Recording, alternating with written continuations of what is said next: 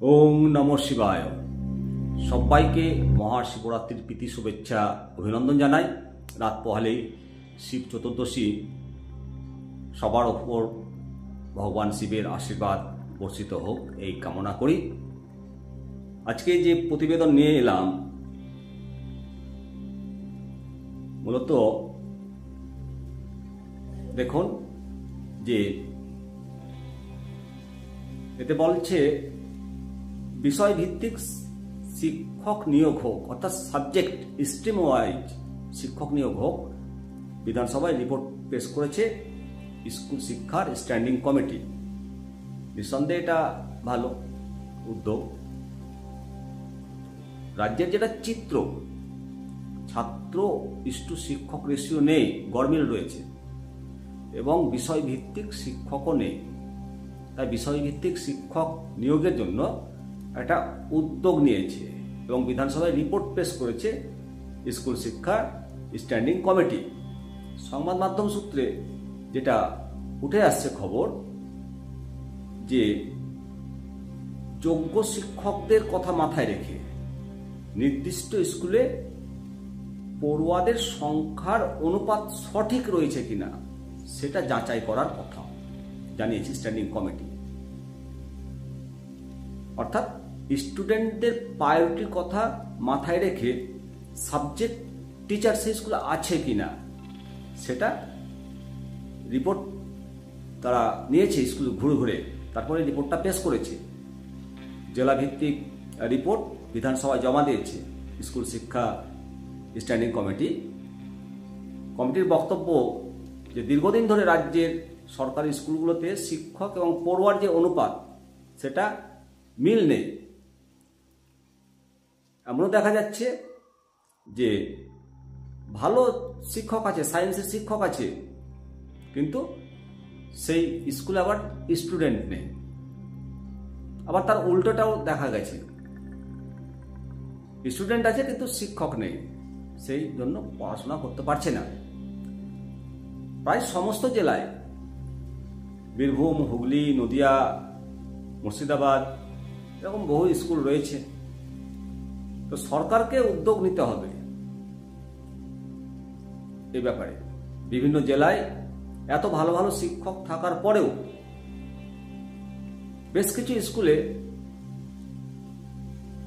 Standing committee ঘুরে ঘুরে দেখেছে যে ছেলে মেয়েদের মধ্যে একটা পড়াশোনার অভাব রয়ে গেছে, অভাব থেকে যাচ্ছে। আবার রিপোর্ট বলছে যে বিভিন্ন স্কুলে আবার উল্টা ছবি, ছাত্রছাত্রী আছে আবার শিক্ষক কম। আবার কমিটি সুপারিশ করেছে যে ইংলিশ মিডিয়াম স্কুলের চাহিদার কথা। এখন পশ্চিমবাংলায় ইংলিশ মিডিয়াম সরকারি স্কুল হাতে গোনা, আর যেগুলো আছে শিক্ষক নেই। ইংলিশ মিডিয়াম স্কুল অত্যন্ত দরকার।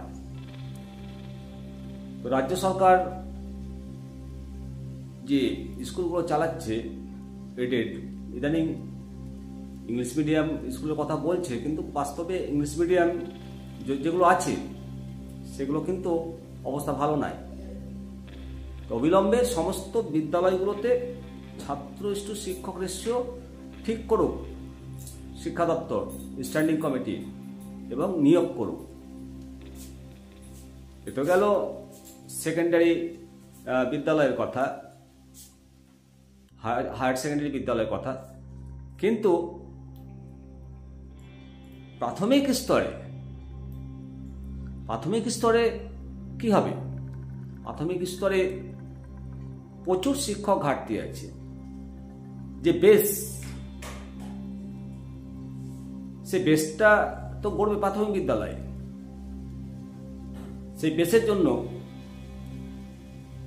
স্ট্যান্ডিং কমিটি বিধানসভায় রিপোর্ট পেশ করেছে কি প্রাথমিক শিক্ষার জন্য, সেটা কিন্তু খবরে আসেনি। আগে প্রাথমিক শিক্ষাকে প্রায়োরিটি দিতে হবে, তাহলে শিক্ষার মান ভালো হবে। প্রত্যেকটি প্রাথমিক বিদ্যালয়ে কম করে 6 জন শিক্ষক দরকার মিনিমাম, প্রধান শিক্ষক নিয়ে। কারণ প্রাথমিক বিদ্যালয়ে প্রাক প্রাথমিক ধরে চতুর্থ শ্রেণী, বর্তমানে পঞ্চম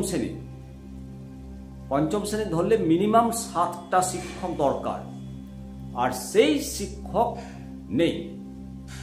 তা সত্ত্বেও প্রাথমিক বিদ্যালয়গুলো পঞ্চম শ্রেণীতে প্রমোশন হয়ে গেছে। এখন যে কটা বাকি আছে সেগুলো 2025 সালে বা 26 সালে সেগুলো হবে, শিক্ষক থাক আর না থাক।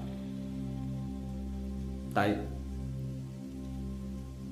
সমস্ত বিদ্যালয়ে ছাত্র শিক্ষক রেশিও ঠিক করা হোক। বর্তমানে বিদ্যালয়ে শিক্ষক কমের জন্য ছাত্রছাত্রী কমছে, সরকারি বিদ্যালয়গুলো উঠে যাওয়ার মুখে। এটা তো আমরা অস্বীকার করতে পারি না।